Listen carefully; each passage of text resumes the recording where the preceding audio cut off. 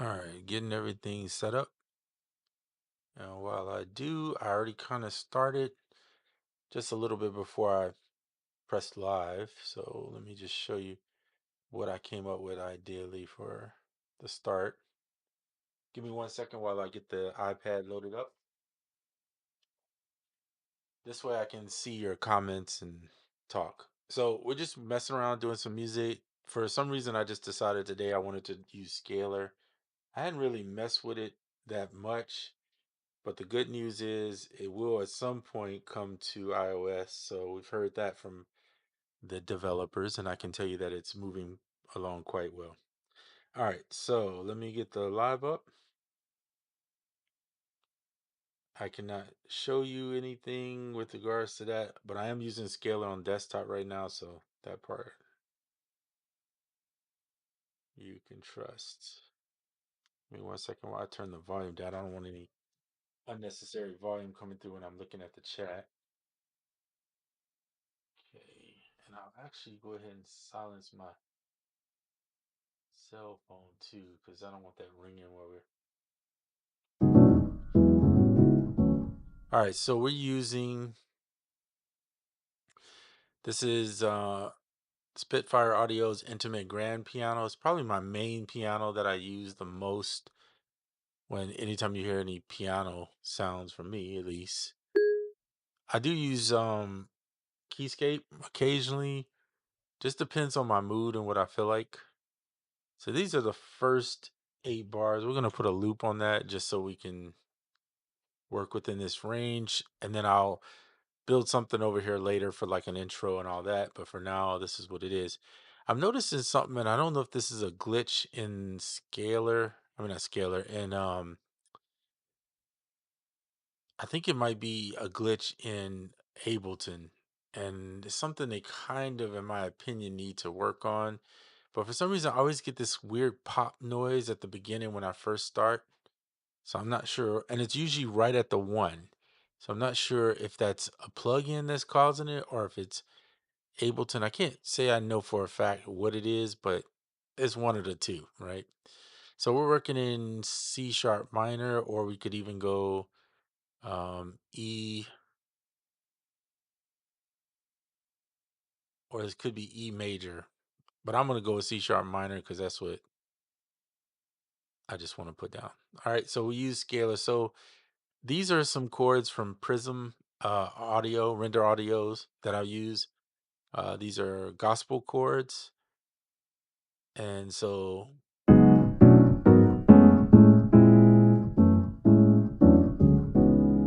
right. So I'm using those to create patterns. And that's where scalar comes in. And every DAW is a little bit different how scalar works, but they're generally the same. It's a MIDI controller, so you're using it as that. In Ableton, I set up a separate track for it, and then I just build those patterns off of that using scalar. Put the keys over here so you'll be able to see what chords. My favorite thing to do with scalar, again, everything I say in here is how I use it. If you choose to use it differently, by all means, feel free. It's not, there's no rules broken by doing that. I like my velocity and timing to be on, so I use both. This gives you the every time you hit the chord, it's gonna change the velocities a little bit. It's gonna change the timing.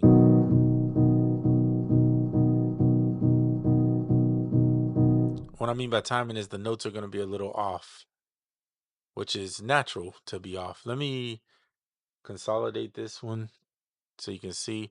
So if you look here, you'll see some of the notes are played ahead of time, some aren't.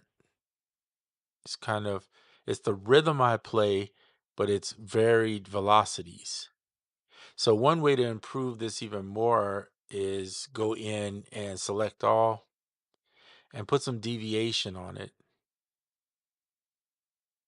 Because the initial time you play it, unless you're going to play 16 to 32 or whatever you're going to do, the initial time you play it is locked in at that particular thing, right? So now when you put this deviation on here, what it does is every time it plays, it's going to slightly play the velocities a little bit different. So it's a little deviation in the velocity, right? That's the whole purpose. Wee! What's up, Davey? Good to see you, man. You guys can smash that like. That's nice. Just helps. Okay, so this is the first 8 bars. Again, there's something with Ableton to where, like, let's just do a duplicate. I'll show you. We'll mute this one. We'll get rid of this. And turn on this one. So you see there's no glitch. It's playing. So now watch when I go back to the beginning and do a record. Watch the first note I hit. See? Doesn't do it, but it's at an initial spot for some reason. And if you go into it, it's literally, here's the notes. You can see them right here. But it just cuts the note. It like gates the note or something at that. I can't figure out why. If somebody's watching and they know why that's happening, please let me know. But it does it so much now that I'm just starting at the 2 instead of the 1, just for the sake of not having to deal with that. I can't say it does it with every app, but I notice it when I'm using Scalar in Ableton. Actually, I'm gonna take that back. I think it does it every time because when I press out my songs to put them out, I have to go back in and fix the initial spot. It does this weird little pop noise, and it's on every song. And I try to fix it and remember to fix it, but for some reason it happens. So I'm not sure what's causing that to happen. I need to figure that out. But anyway, it's just part of the deal. All right, so let's get back to these chords. So here, I'll show you what I played so you can see. Let's go here. So basically I'm playing this. I'm going, let me think. Now I gotta think that I'm saying this. I'm playing to that. So that's a G sharp minor 7 to an F sharp minor 7 with an added 4th. Then I go, so C sharp minor 11 to a C sharp major 7 with a G in the bass. You don't have to memorize this, obviously, but that's what I'm playing. Then I go back to this. Then I go to,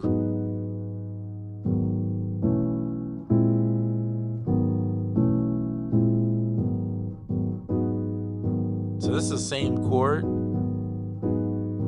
just different voicing. See it? So here's that, and then there's that. It's G sharp minor 7. So I go,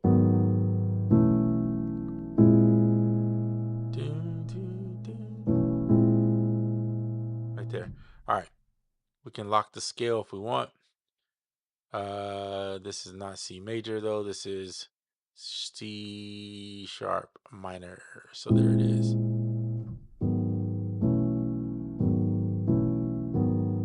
Okay, so there's what is going on with that. All right, keeping it pushing. So here's what it sounds like.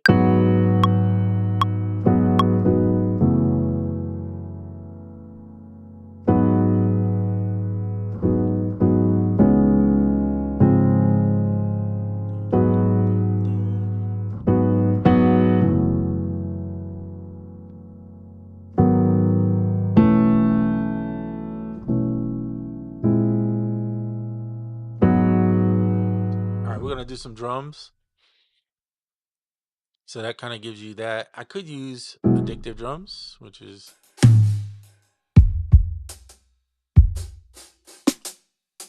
let's try some, see, these are fun. I mean, using hip hop, that's kind of the go-to easy way to get started. Let's mess around with, where in the world is my,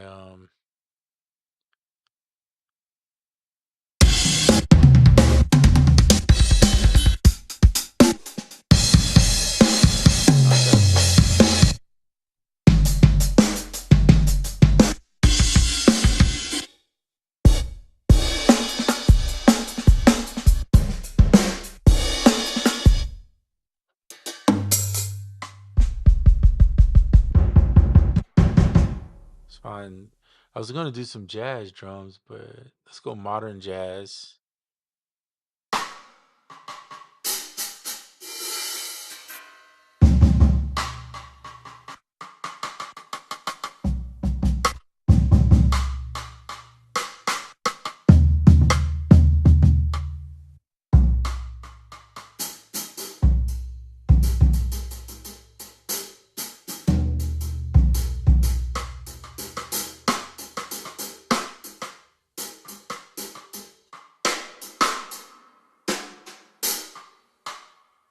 So I'm torn between this one or maybe with some.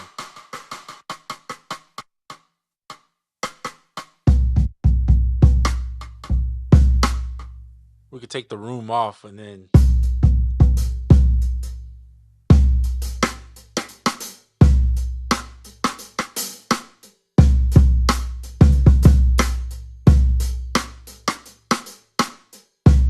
All right, let's just see what it sounds like.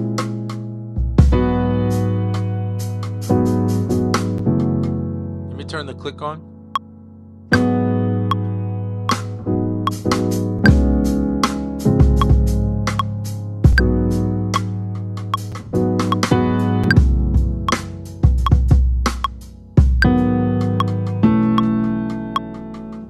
All right, we're gonna draw these in just because I'm lazy and don't want to play them. We'll see. I'm gonna see where I feel. I like this little side stick, something simple. It won't take long because we're gonna use a lot of. Oops, why does it do that?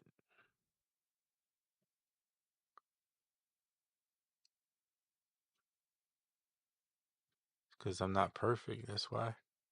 No. All right, cool. Select them all. I showed you guys this in the previous. You can randomize the velocities a little bit, throw a little deviation on that, and now they're deviated in the velocity portion of it. Let's do the kick. We're gonna turn this little thing on here so we can hear the sound. I always like to go in and just set the ones. It's pretty simple. You don't have to do it this way. You could just play them if you want. But at least set the ones, and now you have that part. And then the hats, I definitely like to play those more than.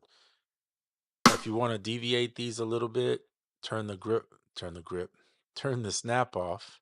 Use your arrows on your keyboard and just slightly nudge them forward. That way you get a little more swing if you want that.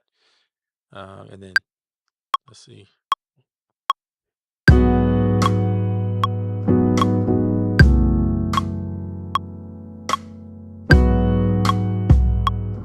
We'll figure out where we want to put those others.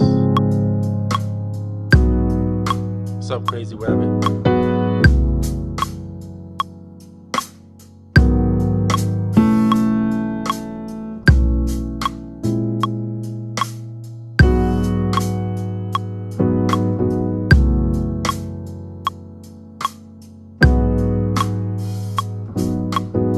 It's good, Crazy Rabbit.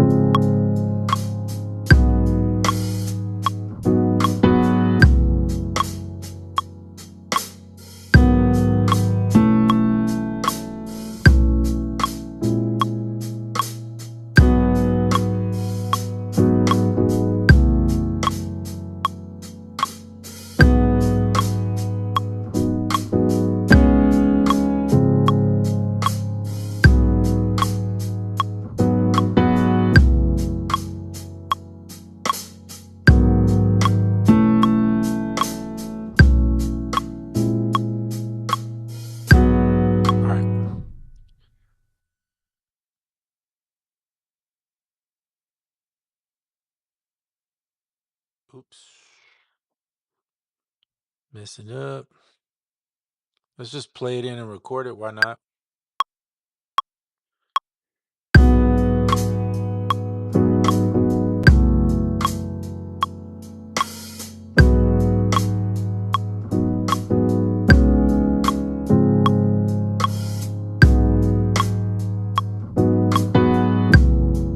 Marcus was good.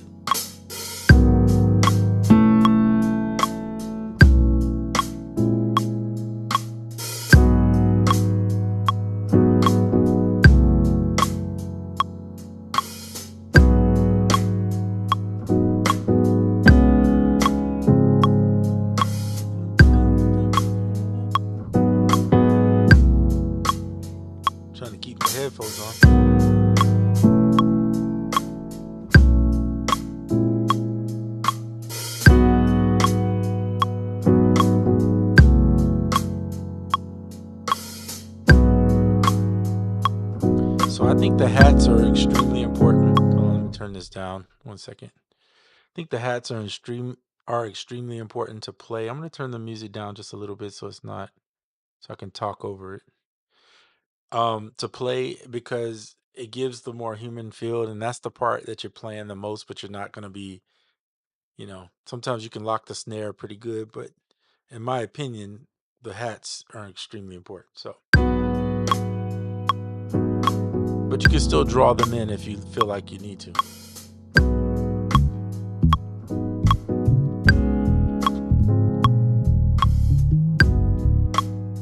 I think I might try something different, use an upright bass today, just for the fun of it.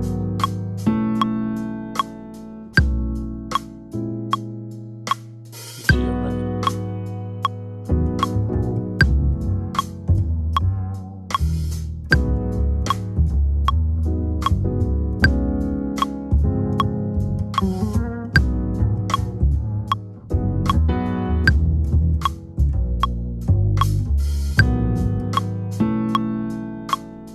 All right, let's do this. Let's pull the keyboard monitor. I like to put this on just so you guys can see. Although it keeps changing the scale. So hold up, let me fix this real quick. C sharp minor. All right, lock that in and stop playing around. Going back to this one. And we're going to set it to 1 and give you 49 so you can see keys. So all the black keys are, except for this last one, this B flat. So it's pretty much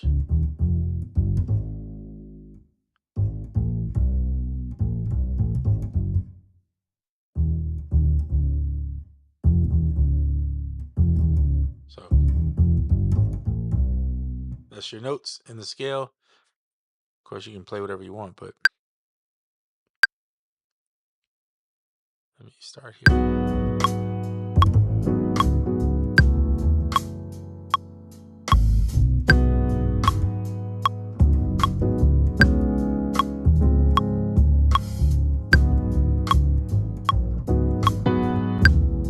Just got to fill it out and figure out what I want to play.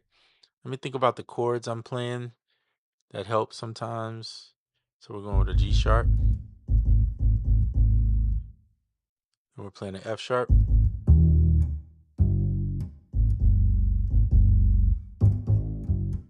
Okay, so G to F. Pretty much G to F, G to F, or G, F, G sharp, and then C sharp. So all black keys, cool. So here. So here. So I'm gonna throw in some octaves when we play it. There we go. So back. Hold on, I'm gonna go back an octave here so you can see where I'm actually playing at. There you go. Shout out Linda Sun. Yeah, Linda Sun score half off. Ooh, half off. That's crazy. New gear for your making the use of the market hot. Yeah, if you can get a half off, that's pretty good. What is it normally, like $22.99? I think when I got mine, it was like 1,700. So if you got a half off at about $1,200, yeah, that's a steal. I would keep one for that. That's crazy. I didn't know you got it that cheap. This may not work on this upright. I'm just trying it out. I might switch back to a jazz bass. I'm not feeling it. Not with this song. It feels too R&B maybe for this. So I'm gonna switch back. Because usually by now I would have felt this bass or something. So we're going back to a muted jazz, like R&B type bass. Get back to that'll work.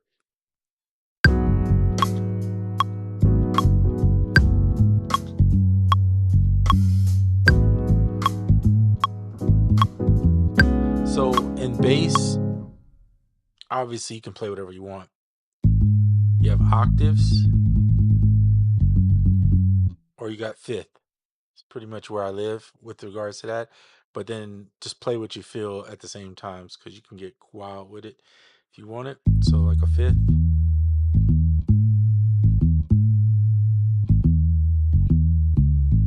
depending on what you want to go with. So let's go.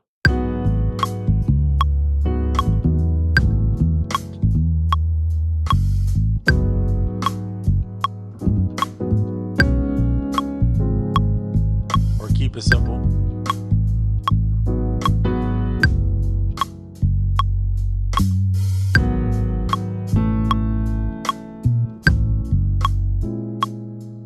All right, let's learn this last part. The rest of it's pretty simple. I'm going to learn the chords I'm playing. So G sharp. So it's pretty much, what is this? B, B, B, B, B, and A sharp. So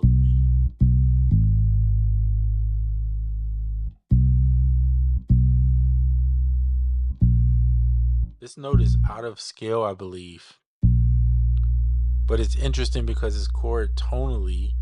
This is getting real deep. I'm not going to get that deep, but the tonal part of it works. Anyway, that's a whole nother ball part. We're not going to talk about it.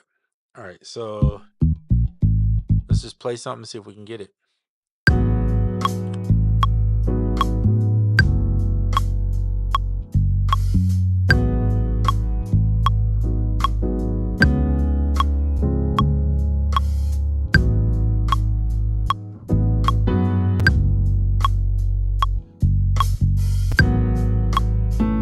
Ooh, I messed up.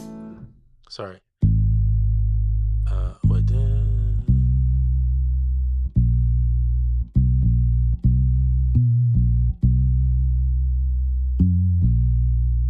Okay, I messed up that end. Let's just do it again. Oops. I'm gonna start at the beginning. Give me a count in.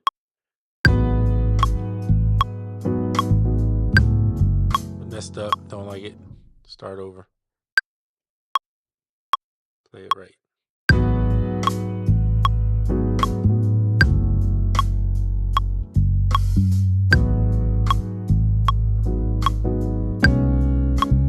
Messed up again. You guys get to see all my mistakes. It's Friday. Yes, it is. Reminded me to check the reverb. Yeah, you got to check. You can set up like saves on reverb to save your favorite searches, and then it'll alert you when there's a deal. That's kind of the way most people like to do it, but that's just a choice. Anyway, back to this.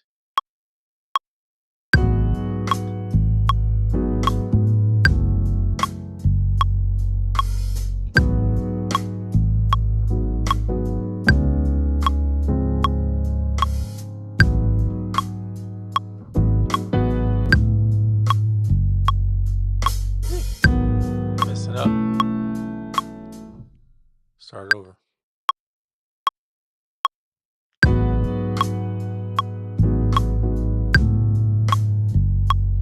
Yeah, messed up again. Just one of those days, I guess.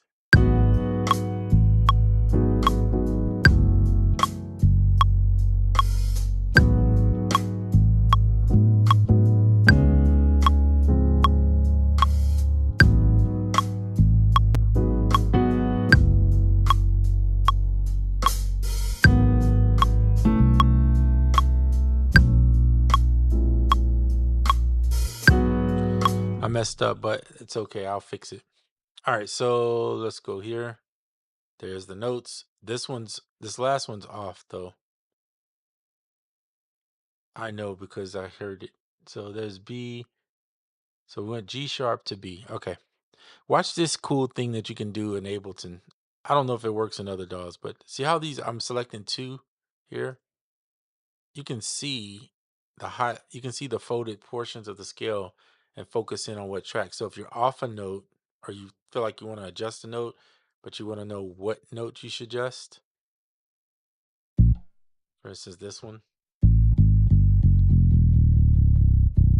needs to go here and then here. So I'm going to split this note. It actually split all of them, which is what I don't want to do. So we're just going to fix that.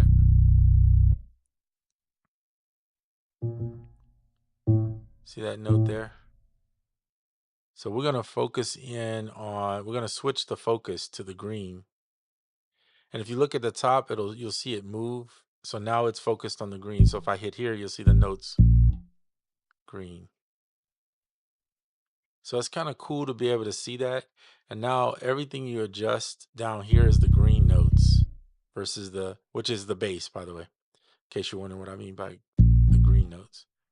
So if you want to bring the bass down a little bit, you can do that. You can, of course, select the blue. If you do that, now it switches your focus to the blue. I'm not really worried about that. I'm going to take a peek at the rest of these notes, see where they're at. We're going to shift the focus back to the green. And then you can kind of see where these notes are hitting. So see, I'm playing an octave here.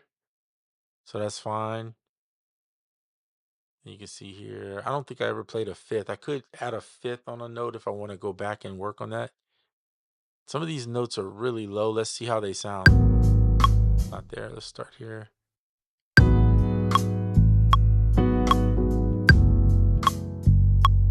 like it though. Might have to adjust this. Oh, sounds good.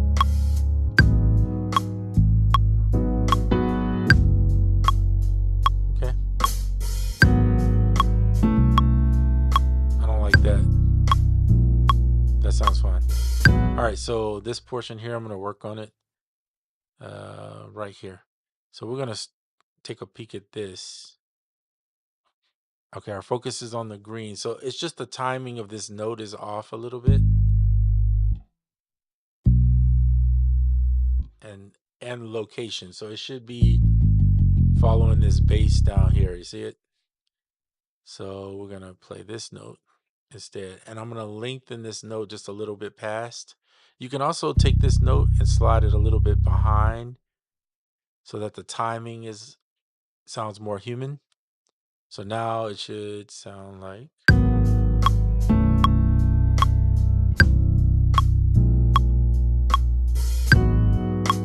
So I'm playing this. So another thing you can do here is you can take it up an octave.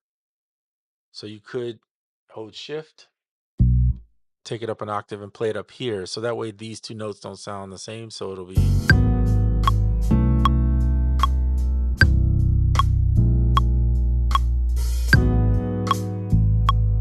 Or vice versa. You could have this one hold shift, play there, take this one, hold shift and go up. And this might be a little bit better. Let's just see what it sounds like.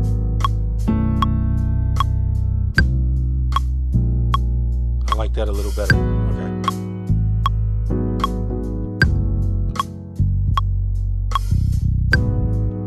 I'm going to lower this note just a little bit. And then I'll show you same principle.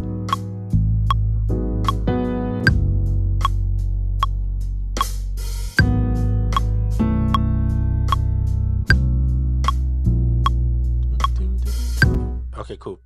So same principle. You can use a little deviation in these to help them. Some of these notes are really low already. So I'm not going to deviate these. I'll deviate the ones over here. But let's say I wanted to deviate these. Maybe I would take these and go up, positive, just so it changes the way. The same thing here, probably positive a little more. And this note, I'm going to leave 0 because I want that first note to always hit on 0. I don't want it to change. So these will change. So now if I take this little 8-bar piece here where hold on, I don't need this. So if I take these 8 bars, I can just duplicate it real quick. And now I have 16. And I like to work in 16s, but that's just me personally. There's no rhyme or reason for it. It's just having 16 when I want to do a solo is perfect. So now I might go use, I can use a synth. I can use whatever I want for the solo. I probably wouldn't put a synth in this personally. But that doesn't mean you can't. Of course you can put whatever you want, but I'm going to grab a nylon string guitar from Ample Sound, which is right here.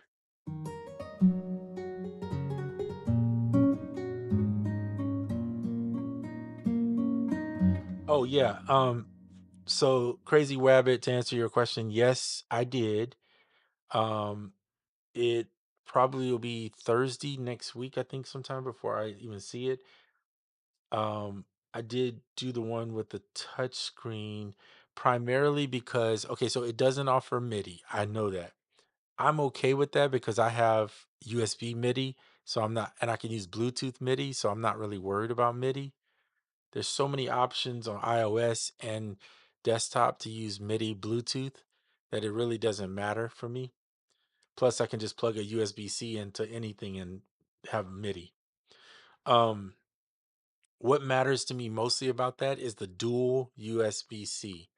That part is primarily and only on the ones with the touchscreen. So having that means more because now I should be able to not only plug in both the Arturia Astrolab 37, but the Osmos. I'll be able to use some of the internal sounds, which I haven't really messed with that much because I don't have anything to plug it into. So to use those sounds. And on top of that, there's DSP built into it. So if I want to put a little reverb or a delay on something, I don't have to use the stuff in the computer all the time. I mean, of course, nothing wrong with that, but I'm just saying that's an option. Plus, you can record within the actual um, tracks. I think 16 tracks. So it's like having a recorder built in. It does not do you not the one with the touch screen. The other ones do have USB power. I've looked it up twice now to see, and the first time I looked it up, it did say, "Oh yeah, it does USB bus power." But I think it was referring to the one that doesn't have the touch screen. Because when I went back and looked at the ones with the touch screen, it's different.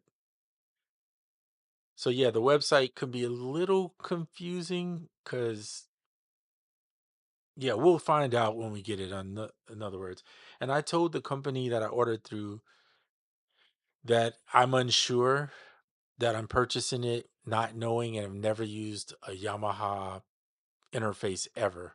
So that being said, and there's not a lot of reviews on it, I told them there's a possibility I would return it.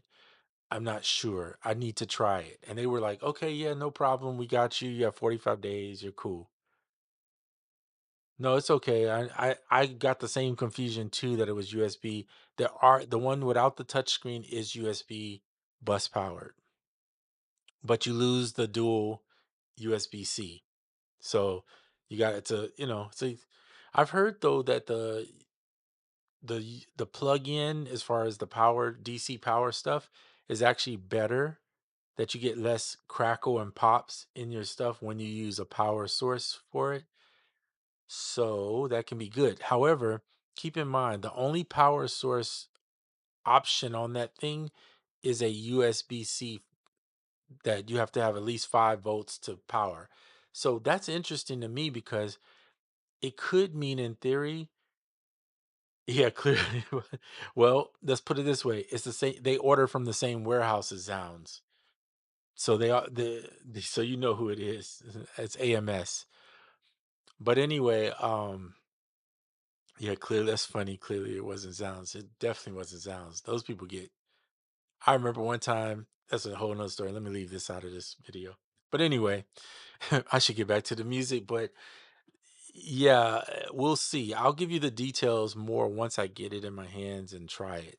I need to know. Oh, and they only had white, unfortunately, which I'm not opposed to, but I would have loved the black one. And I told them if I enjoy it and you get black in before the 45 days, then I might be wanting to send it back to get the other color just because I just enjoy it a little bit more. But especially when you're spending money, right? You want to get what you want. So, but that is funny. Clearly, it was not Zounds. So I'm gonna memorize the. Let me do this again with the. We might even use some horns in it. I don't know. We'll see. Lock the scale. 49 is what I like. So you can see it when I play.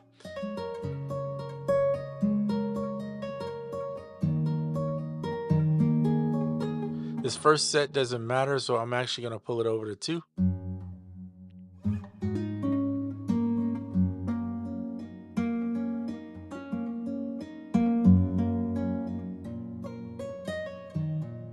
All right, so let's play it.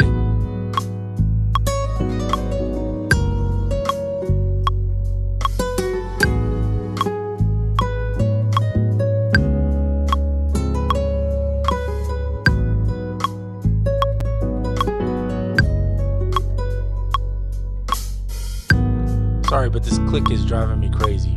I'm gonna turn it off.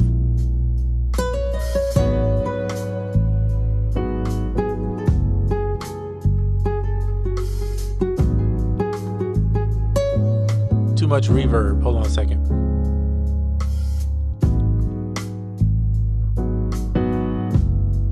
Way too much reverb. I'm gonna pull the reverb down and pull the size down a little bit.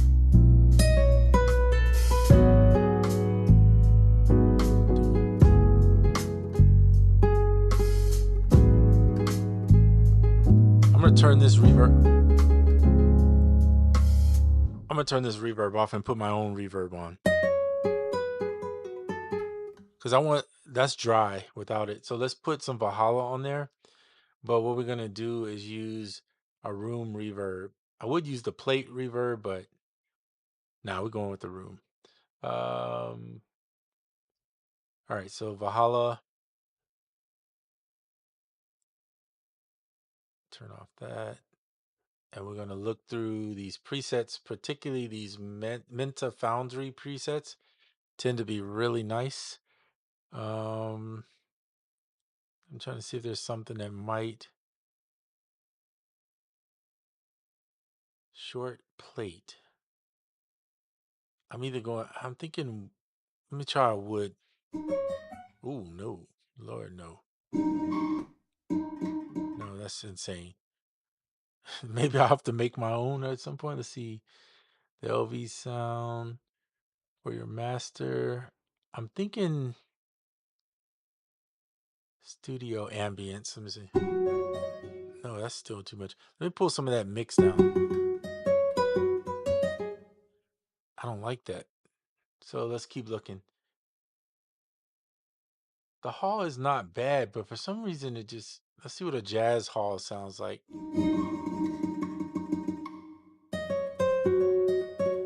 Maybe turn the depth down a little bit. All right, let's listen. Oops. Just trying to figure out what reverb.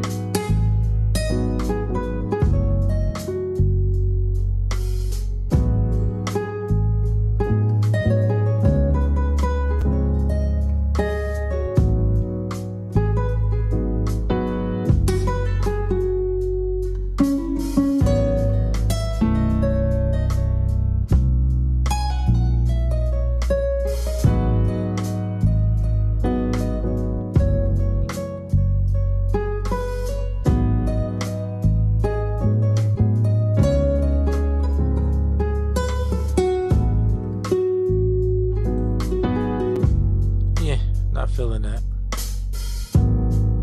Let's get rid of this reverb. We're just gonna use their reverb and turn it down. I think that'll work better.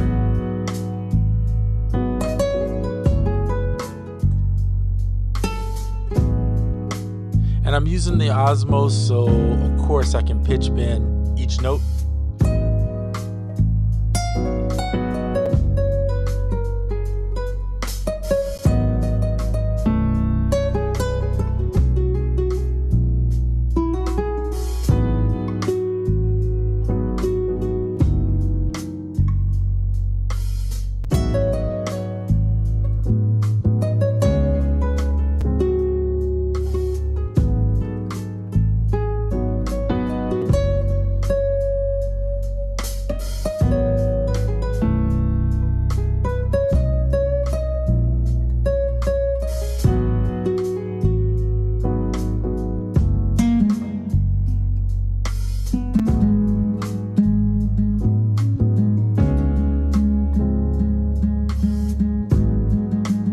Hall down to a small hall. There we go.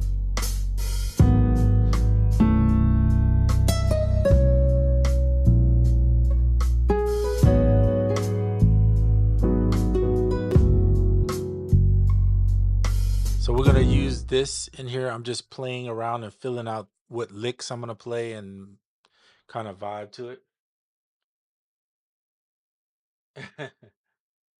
Free bot Tree Body just released one new one. Yeah, there's some cool ones out there. I find Ample to be the closest I've seen to guitar. And I mean, I play guitar, so I'm real picky, like real picky.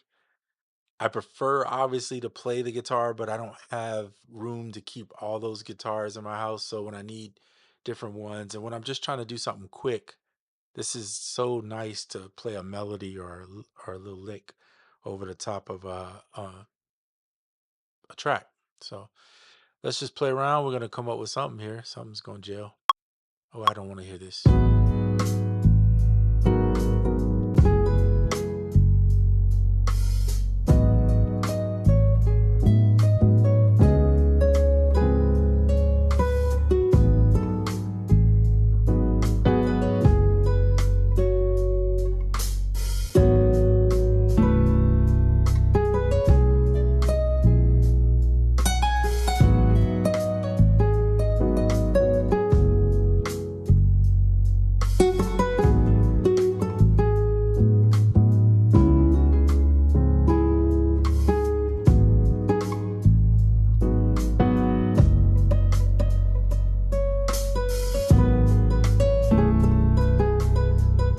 Hmm.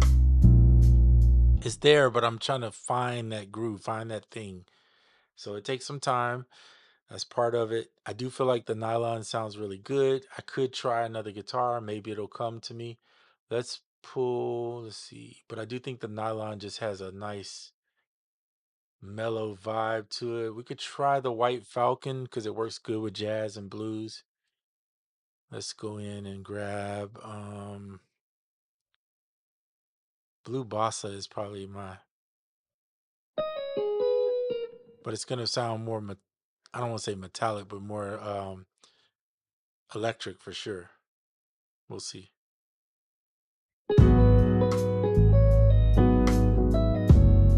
Nah, I think it's got to be the nylon. Something about the nylon just seems to vibe right with this one. And go back into the reverb. We're gonna go to that one. We'll leave the hall a little bit, the size of it a little bit more. No, that's too much. I think I was right there somewhere.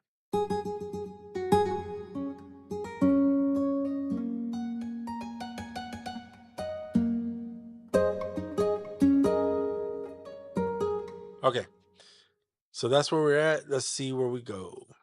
I'm gonna put the click on, but I'm gonna try to turn this click off a little. I mean, turn it down a little bit, not off. Take that off. I think it. There we go. There it is. This little button here, I believe, I could be wrong, turns the click noise down if I'm not mistaken. Yeah. Pet peeve of mine is a metronome that's just like blasting in your ears, just annoying.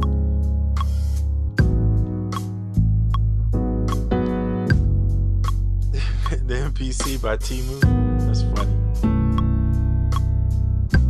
All right, let's see. Let's mess around. Here we go.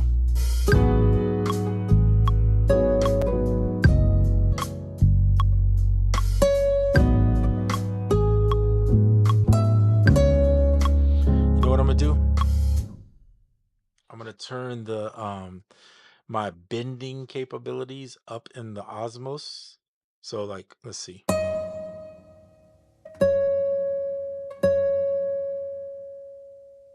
Just a little bit.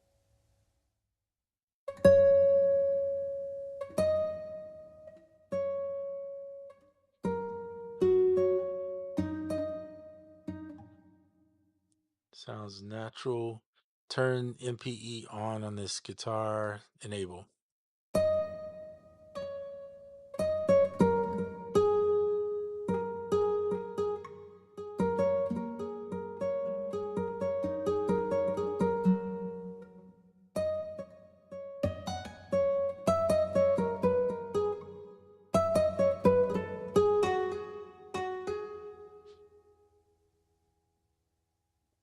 Okay, make sure it's not set too high. All right, let's try some more. Let's just mess around.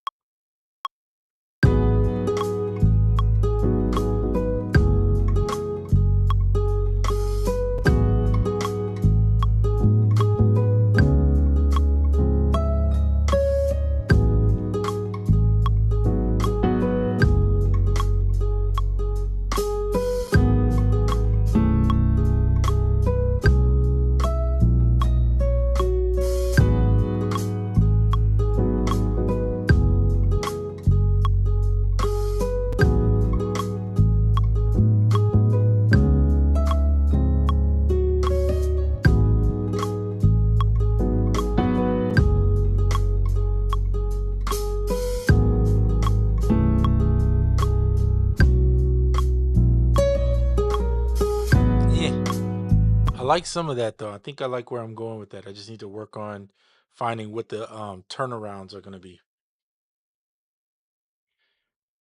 $99 is a great deal. Oh, never mind. It's MKC knockoff.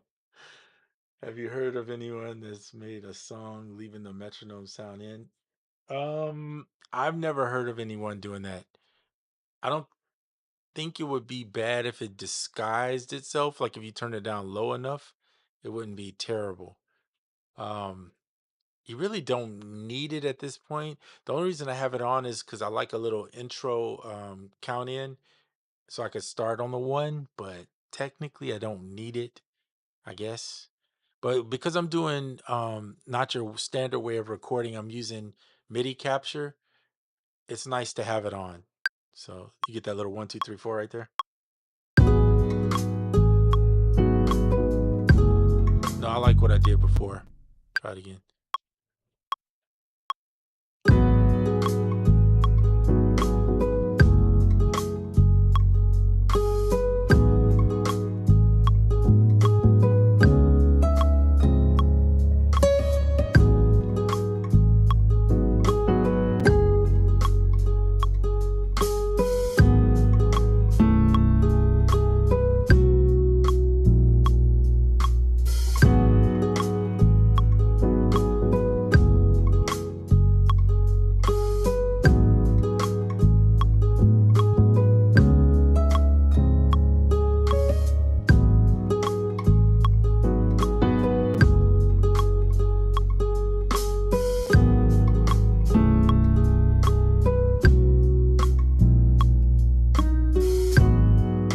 All right, cool.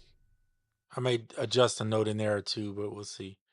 Oops, didn't mean to do that. So that's pretty cool. On that, I gotta change the color. I have nothing against pink, but on my guitars, I usually like purple. For Prince, my favorite music artist. All right, that first note. I feel like that first note needs to be a little bit, just a little bit higher. It needs, now I have to command U to put it on, turn the click off.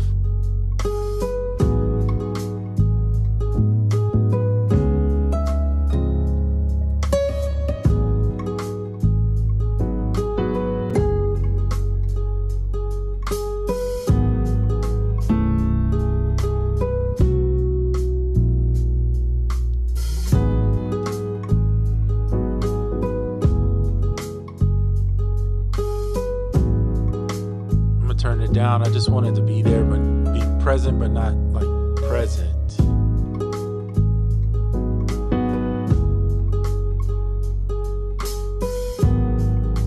Maybe even lower than that. Yeah, like 6.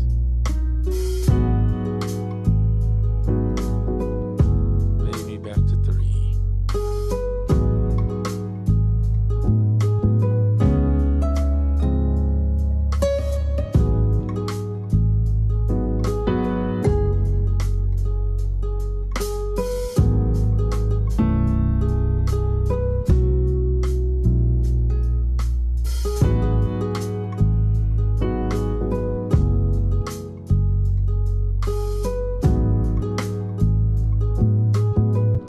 No, not always. So right here, if you look at the top where my mouse is up there, can you see that? Let me see. Maybe you can't see it. Maybe I need to pull the screen down a little bit. If you look at the top, you can change the time signature to 3/4. I mean, to whatever you want. So I have it at 4/4. But if you play in other time signatures, it's going to follow that time signature. So I tried once to do a 3/4 song. It's not that bad. It was actually pretty good. It can get really weird when you start going in some awkward time signatures. But some people push boundaries like that and they like to try other, and I'm not against it. I love it when people do it. I just don't think I personally can do it and make it right. You have to have the headspace for it to be able to think outside the like that. That would just drive me. I think I would just mess up too much, way more.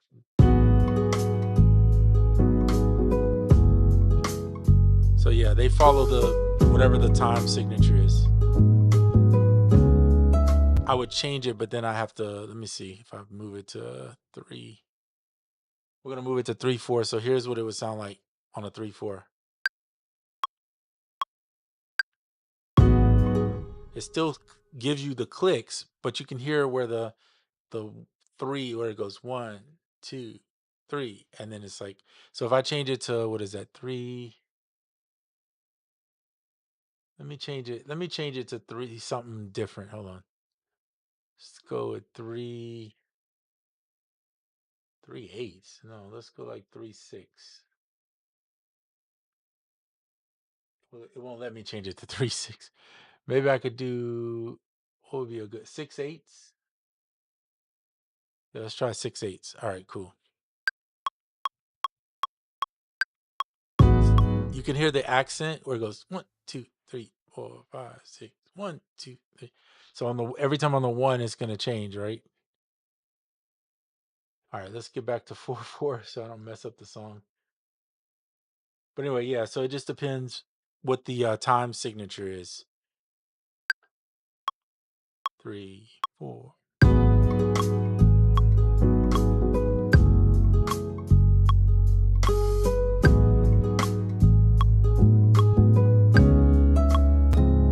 Oh yeah, change. So yeah, you can change the sound of the metronome.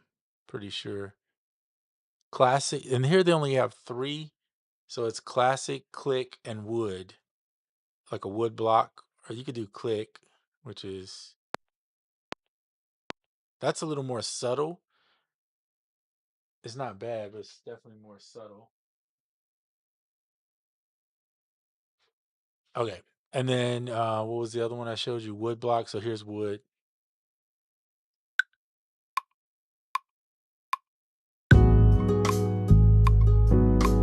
The wood block actually sounds pretty decent, but I just keep it on classic. I don't mind that it annoys me. I just don't want it annoyingly loud. That part annoys me more than anything. Just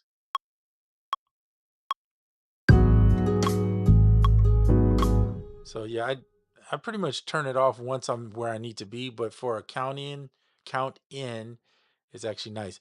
Now I think so I have it set to 1 bar count in.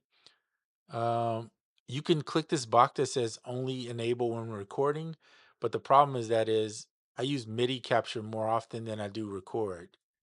So I just turn it on and off. It's literally a button away from pressing it on and off. And if you have a controller like a Novation Launch Key, most of them have a button to turn the metronome on and off. So you don't have to worry. You just press the button and it turns it off when you need it. All right, let's see what we can add to this. Forgot to turn the metronome.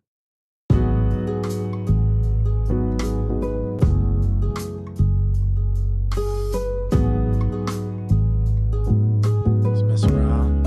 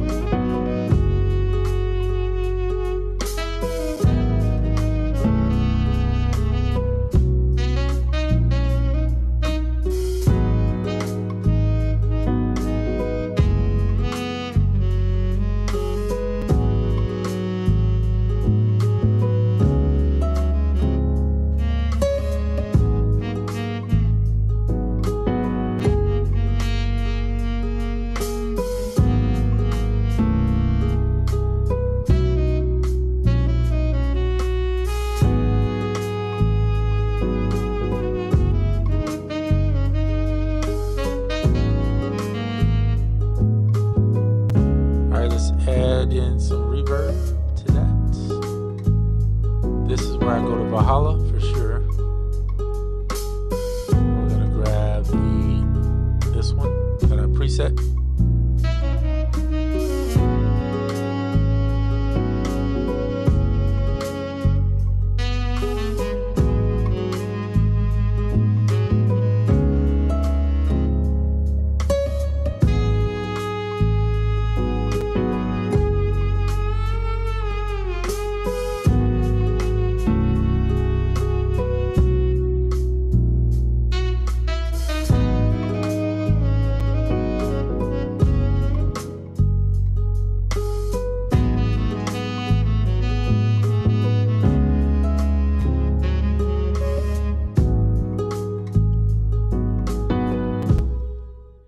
What's Davey saying? In Reaper, you can even change the sounds of the metronome. Never used it though. Yeah, so that's why I was showing you can change them. So it's pretty cool. I think the metronome is cool for the count in, and when you initially start, like if you don't play with drums, some people will drop a drum track in, or they'll drop some MIDI from drums and they'll play over that, which is fine. Then they don't have to have a metronome. For me personally, I don't start with drums. I tend to start with the instrument that I'm going to play, and then the drums become a part of that later down the road. As you can see in this one, I started with the chords, then I went to the drums, then to the bass, and now then I played like a little, I'm gonna call it a melody, and then I went. And now I'm looking at like a solo or a lead I might put in there.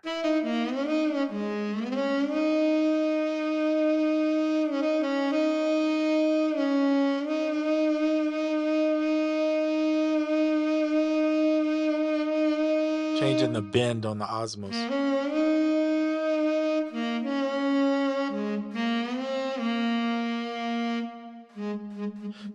That way I can get, look at the bend. See the pitch bend? I'm moving it with the Osmos. Each key has its own bending ability.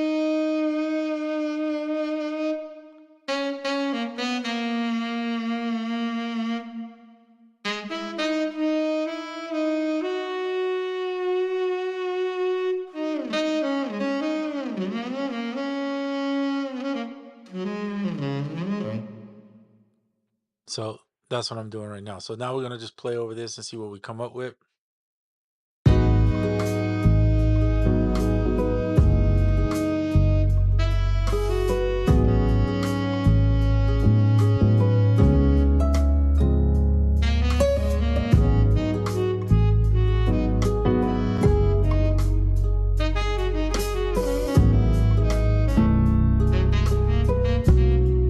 Find something.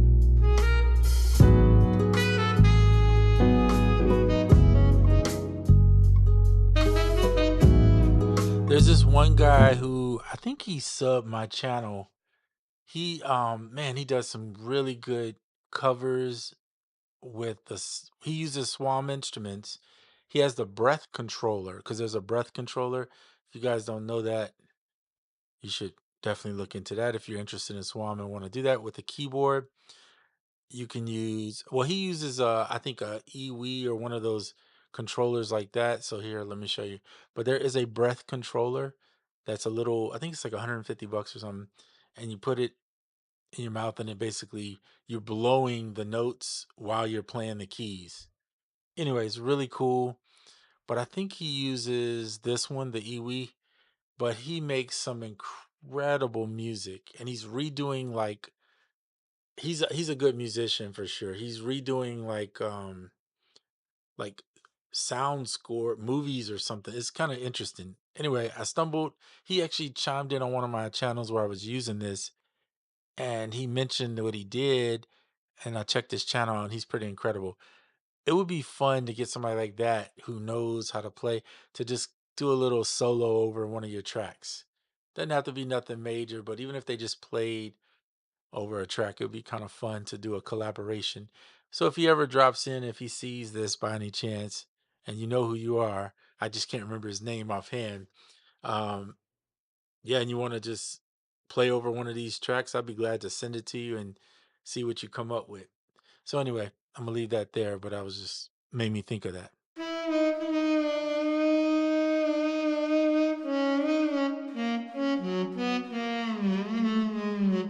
He gets slurry like speech wise. Okay. So I'm gonna go back to the subtle because I think it's just better. Here we go.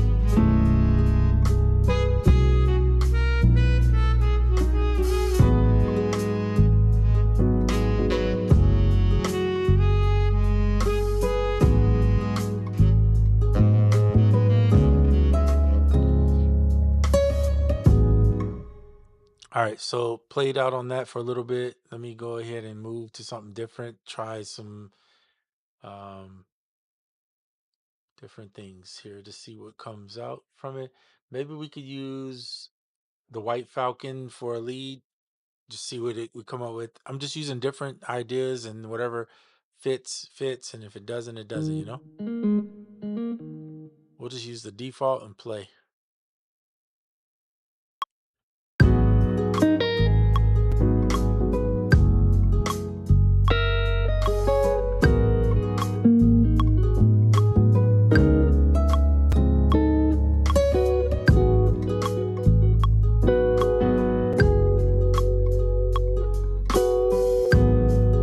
Mm, I think it's kind of hard because I already hear that other guitar in my head, so the horn works the best.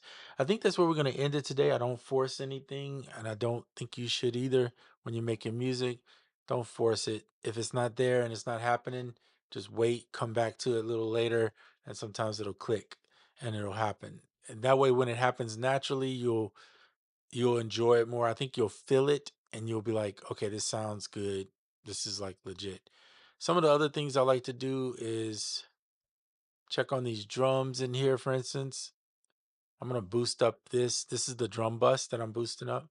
Transient shaper, drum kit enhancer, and this is just a Valhalla vintage fur with about 10% of the drum air that you can put over your stuff. So it gives it a little life.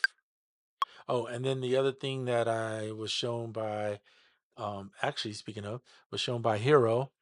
You guys know who Hero is he likes to add a little color limiter on his drums, boost the saturation. I do this, I like saturation. I never used the color limiter until he told me about it. So that's a nice thing. You can put this on everything if you want. I'm going to throw it on this guitar here, give it a little saturation. Saturation just kind of makes it feel alive. I never tried it on a piano, so why not? Let's just put it on there. I'm gonna use less of it though, just a little bit. See what that sounds like. Just warms the sound up a little bit. We're gonna put it on here too.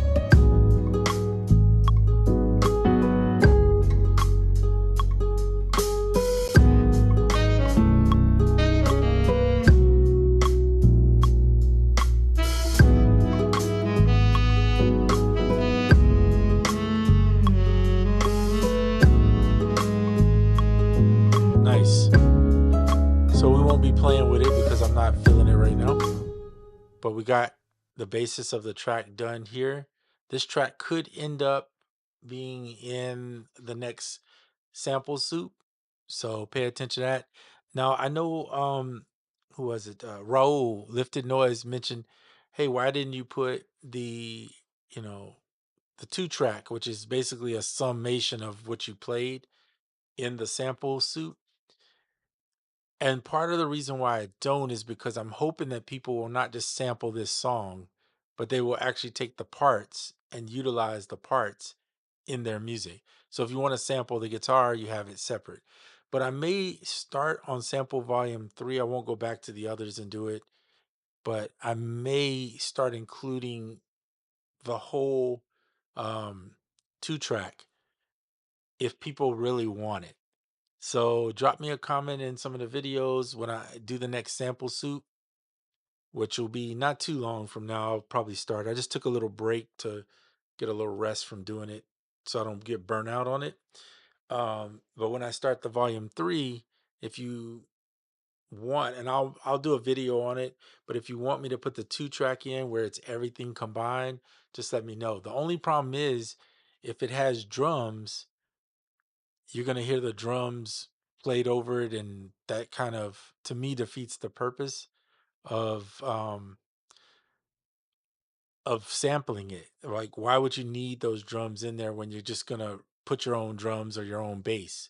So having them separate allows you to put them together, put the parts you want together. So if you want a melody with the keys, or if you want the melody keys, like if you don't want these drums but you want the rest of it, now you can just put them together in Koala or whatever you use, and then, but maybe you don't want that. You just want the bass and the keys because you want to put your own melody and you want to put your own drums. That's the benefit. That's the benefit of me not putting it all together for you as a 2 track, and you having the freedom to go in and say, okay, I want to build my own drum track over his this 2 track, so, or over these samples.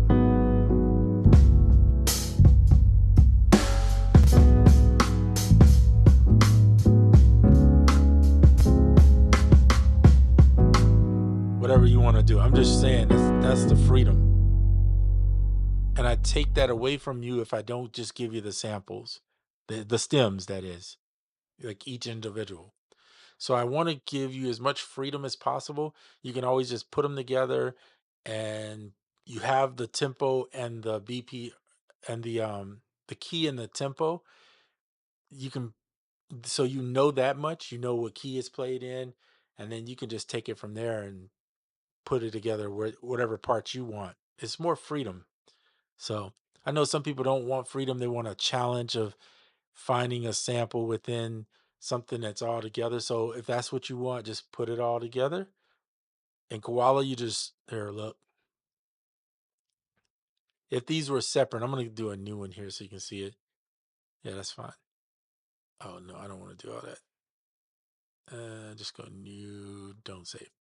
So if you had 3 or 4, yeah, these are, yeah, 3 or 4, yeah. All you have to do is throw them here or mix them, and they're gonna.